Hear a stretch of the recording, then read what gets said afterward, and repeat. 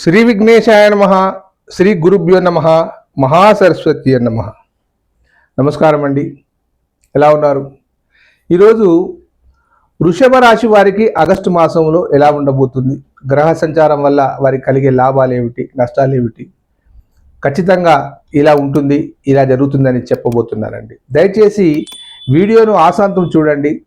నేను ఈరోజు మంచి విషయాన్ని చెప్పదలుచుకున్నాను. గణితాన్ని లెక్క చేసి, గ్రహ సంచారాన్ని, వాటి గమనాలను లెక్క చేసి ఈ రాశి వారికి ఎలా జరగబోతుందో చెప్పబోతున్నాను. కాబట్టి స్కిప్ చేయకుండా జాగ్రత్తగా చూడండి, మీకు లాభం చేకూరే అవకాశాలు ఎక్కువగా ఉన్నాయి. ఈ వృషభ రాశి వారు ఎవరైతే ఉంటారో వారు కృత్తిక 3 పాదాలు, రోహిణి 4 పాదాలు, మృగశిర 2 పాదాలు కలుపుకుంటే వృషభ రాశిలోకి వస్తారు. ఈ రాష్ట్రాధిపతి వచ్చేసి శుక్రుడు. శుక్రుడు ఈ వృషభంలో పుట్టిన వారు ఎవరైనా కానీ మంచి మాటకారితనము, దాంతోపాటు శుభ్రమైన బట్టలు, రంగురంగుల దుస్తులు, బంగారం అంటే ఇష్టం, ఇది సహజంగా ఉండేది. ఇకపోతే మనకు గ్రహ సంచారం వల్ల జరిగే మార్పులు ఎలా ఉంటాయో చెప్తాను. రవి 3వ ఇంట ఉన్నాడండి. ఈ వృషభ రాశి వారు ఎవరైతే ఉన్నారో వారికి రవి 3వ ఇంట ఉండడం కారణం చేత మానసికమైన ధైర్యము, పోరాట పటిమ, తర్వాత రాజకీయ రంగంలో ఉన్నవారికి అద్భుతమైన లాభాలు, ఏదైనా పోటీ పదవులకు ఉంటే ఖచ్చితంగా వీరు నెగ్గి తీరుతారు. తర్వాత సమాజంలో ఒక ఉన్నతమైన స్థానాన్ని పొందేందుకు అవకాశం ఉంది. ఏదైనా ప్రమోషన్ కూడా కావాలనుకుంటే వీరికి ఖచ్చితంగా లభిస్తుంది. ఇకపోతే కుజుడు 5వ స్థానంలో ఉన్నాడు. ఈ కుజుడు 5వ స్థానంలో ఉంటే అంత పెద్దగా ఏమీ లాభం చేకూరదు, నష్టం కూడా ఉండదు. బుధుడు 3వ ఇంట ఉన్నాడు. బుధుడు 3వ ఇంట ఉన్నప్పుడు వ్యాపారంలో అభివృద్ధి, ఆర్థికంగా వెసులుబాటు, ఏదైనా నూతనంగా వ్యాపారాన్ని చేయాలన్న ఆలోచన, మీ మాట చాతుర్యంతో మీకు కావలసిన వసతులన్నీ ఏర్పాటు చేసుకునే అవకాశం ఎక్కువగా ఉంటుంది. ఇకపోతే గురువు ఈ వృషభ రాశి వారికి కలిసి వస్తున్నాడు. 2వ ఇంట గురువు ఉన్నాడు. మంచి లాభదాయకం. చెప్పాలంటే వీరికి వివాహ యోగ్యత కూడా ఉంది. మీరు వివాహంలో ఇప్పటి వరకు ఆలస్యం అవుతుంటే ఈ మాసంలో, మీకు ఈ శ్రావణ మాసంలో మంచి జరిగే అవకాశం ఉంది. మీరు అనుకున్న అమ్మాయి కానీ, మీ అనుకున్న అబ్బాయి కానీ మీకు లభించే అవకాశం ఎక్కువగా ఉంది. ఇకపోతే శుక్రుడు 2వ ఇంట ఉన్నాడు.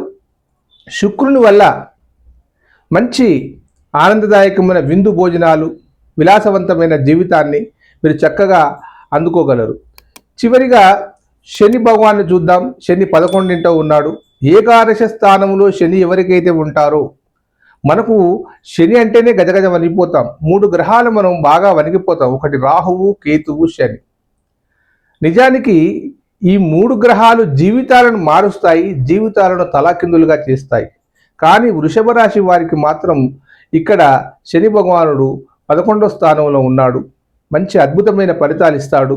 ఏకాదశ స్థానంలో ఉంటే ఆర్థికంగా వెసులుబాటు బ్రహ్మాండంగా ఉంటుంది. ఎవరి జాతకంలోనైనా కానీ వారి రాశి నుండి 3, 6, 11 స్థానాలలో రాహు కానీ, కేతువు కానీ, కుజుడు కానీ, రవి కానీ ఉంటే అద్భుతమైన ఫలితాలు వస్తాయి. బ్రహ్మాండంగా అనుకున్న తడుగా ఆర్థికంగా వెసులుబాటుతో పాటు మానసికమైన ప్రశాంతత, ప్రయాణాలు, వాహనాలు కొనడం, వ్యాపారంలో అభివృద్ధి ఖచ్చితంగా జరిగి తీరుతుందండి. శని మందగమనుడు, అంటే అతను ఒక రాశి నుంచి ఒక రాశికి వెళ్ళడానికి దాదాపు చాలా సమయం పడుతుంది. 2.5 సంవత్సరాల కాలం పడుతుంది. దాన్ని నెమ్మదిగా వెళ్తుంది. అది శని వచ్చిన వారికి ఎంతైతే కష్టం ఉంటుందో, శని లాభంగా ఉన్న వారికి అద్భుతమైన ఫలితాలు వస్తాయి. కాబట్టి ఈ వృషభ రాశి వారికి అనుకూలమైన సమయం శని వల్ల. నూతనంగా ఏదన్నా గృహాన్ని నిర్మించాలనుకుంటే ఖచ్చితంగా నిర్మించుకోండి, ప్రయత్నం చేయండి, మీకు సఫలీకృతం అవుతాయి. ఇకపోతే రాహువు 10వ ఇంట ఉన్నాడు. దానివల్ల లాభము లేదు, నష్టము లేదు. కేతువు 4వ ఇంట ఉన్నాడు. ఏ విధమైన లాభము లేదు, ఏ విధమైన నష్టము లేదు. నేను ఏదైనా విషయాన్ని చెబుతూ ఉంటే అది గణితంగా, జ్యోతిషంలో ఉన్నది మాత్రమే చెబుతాను, కానీ నా సొంత కవిత్వాన్ని మాత్రం ఎప్పుడూ వినియోగించను. చివరిగా నా వీడియో చూసే ముందు మీ అందరికీ చెప్తున్నాను, ఒక 5 సంవత్సరాలు, ఒక 5 నిమిషాలు వెచ్చించి చూడండి. నా వీడియోలో చివరికి ఒక మంచి వాక్యాన్ని, మంచి విషయాన్ని మీకు చెప్తాను. ప్రతి ఒక్కరికి ఉపయోగపడే విషయం ఉంటుంది కాబట్టి జాగ్రత్తగా వినండి. 5 నిమిషాలతో పోయిందేమీ లేదు. ఇకపోతే ఈ యొక్క వృషభ రాశి వారు ఎవరైతే ఉంటారో వారికి కృత్తిక 3 పాదాలు వారు ఎవరైతే ఉంటారో వారికి సుమారు 23 సంవత్సరాలు నిండిన వారికి రాహు మహర్దశ ప్రారంభమవుతుంది. ఈ రాహు మహర్దశలో చాలా కష్టాలు ఉంటాయి. కృత్తిక 3 పాదాల వారికి మాత్రమే చెప్తున్నాను. 23 దాటి 24, 25 పడ్డవారు ఎవరైతే ఉంటారో రాహు మార్గదశ ఉంటుంది. ఈ దశలో ఏం జరుగుతుందంటే వ్యసనాలు, దురలవాట్లు, తర్వాత జూదాలు, పంద్యాలు, అనవసరమైన విషయాల పట్ల అట్రాక్షన్ కావడం, దానివల్ల నష్టపోవడం జరుగుతూ ఉంటుంది. కాబట్టి ఒకసారి మీ జాతక పరిశీలన చేయించుకోండి. దానిలో మీకు ఏ విధమైన రాహు లాభం ఉందా, నష్టం ఉందా అని బేరీజ్ వేసి చెప్తాను. ఒకవేళ నష్టం కనుక ఉంటే తగు జాగ్రత్తలో ఉండవలసిన అవసరం ఉంది. ఇకపోతే రోహిణి 4 పాదాల వారు, 1, 2, 3, 4 పాదాల వారు, రోహిణి వారు ఎవరైతే ఉంటారో వారికి 35 సంవత్సరాలు దాటిన వారైతే వారికి శుభవార్తనే. ఎందుకంటే వారి గురు మహర్దశ ప్రారంభమవుతుంది. గురువు లాభసాటిగా పనిచేస్తూ ఉంటాడు. ఒక రోజు కాదు, 2 రోజులు కాదు, చాలా రోజులు 16 సంవత్సరాల పాటు వారి జాతకంలో గురువు కనుక మంచి స్థానంలో ఉంటే అద్భుతమైన ఫలితాలను తీసుకుంటాడు.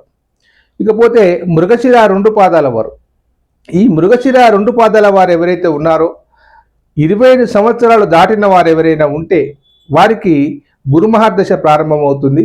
వారికి కూడా శుభయుగంగా ఉంటుంది. కాబట్టి బాధపడవలసిన అవసరం లేదు. ఇవన్నిటికీ ముఖ్యంగా నేను చెప్పేది ఏమిటంటే గోచారం అనేది, గ్రహ సంచారం అనేది ఏదైతే ఉందో అది కేవలం ఒక సంవత్సరన్నర కాలాన్ని, ఎక్కువైతే 2.5 సంవత్సరాల కాలాన్ని కొంతవరకు మాత్రమే విశ్లేషించి చెబుతుంది. కానీ జాతకం అనేది మనము పూర్తి జీవితాన్ని ఎప్పుడెప్పుడు ఏమి జరుగుతుంది, ఎలా అడ్డుకోవాలి, ఏ విధమైన పరిష్కారాన్ని తీసుకోవాలని జ్యోతిష శాస్త్రం చెబుతుంది. కాబట్టి మీకు ఏదైనా జాతక సమస్యలతో సతమవుతున్నట్టుగా భావిస్తే, లేదా ఏదైనా వివాహం కాకపోయి ఉండి ఏదైనా వ్యాపారం అభివృద్ధి కాకపోతే, అన్నీ ఉండి సానుకూలంగా లేదు అనుకున్నప్పుడు ఒక్కసారి మీ బయోడేటాను నా కిందికి నెంబర్కు పంపించండి. మీకు ఖచ్చితంగా సహాయం చేస్తాను. ఇకపోతే కొంతమందికి వివాహాలు కావట్లేదని నాకు చాలామంది ఫోన్ చేస్తున్నారు. దానికి కారణాలు ఏమిటి గురుగారు అని అడిగితే చాలా కారణాలు ఉంటాయి. కొన్ని కారణాలు చూస్తే విచిత్రంగా ఉంటుంది. పితృదోషాల వల్ల కూడా వివాహాలు కావు. పితృదోషాలు ఎలా చూసుకోవాలంటే తల్లిదండ్రులు బ్రతికున్నప్పుడు వారిని సేవించడం పద్ధతి కాదు. గతంలో వారి జాతకములో, వారి జీవితంలో జరిగిన గత చరిత్రలో అంటే పూర్వ జన్మలో ఏవైనా కష్టాలు కనుక ఉండేది ఉంటే, వారి తల్లిదండ్రుల పట్ల, తాతల పట్ల, పరపితామహుల పట్ల అజాగ్రత్తగా ఉంటే ఈ జన్మలో ఆ జాతకంలో మన జాతకంలో కనబడుతూ ఉంటుంది. అది పితృస్థానం అంటారు. ఆ స్థానములో కనుక చెడు గ్రహాలు కనుక ఉంటే కొంత ఆలస్యం జరిగే అవకాశం ఉంది. కాబట్టి ఇలాంటి సూక్ష్మమైన విషయాలు, మనకు తెలియని విషయాలు ఎన్నో జాతకం ద్వారా తెలుసుకోవచ్చు.